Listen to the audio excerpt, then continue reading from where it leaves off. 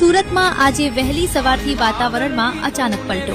શહેરના અનેક વિસ્તારોમાં ગાજવીજ સાથે ધોધમાર વરસાદ અને તેજ પવનની એન્ટ્રી થતા વરસાદી માહોલ જામ્યો છે। ભારે પવન સાથે વરસેલા વરસાદે વાતાવરણને એકદમ ઠંડુ બનાવી દીધું છે। આખરે મોટી રાહત મળી છે। વરસાદ પડતા શહેરમાં ઠંડક પ્રસરી ગઈ છે। હવામાન વિભાગની આગાહી મુજબ આગામી દિવસોમાં પણ શહેર અને આસપાસના વિસ્તારોમાં હળવાથી મધ્યમ વરસાદ તેમજ કેટલાક વિસ્તારોમાં ભારે વરસાદની શક્યતા વ્યક્ત કરવામાં આવી છે।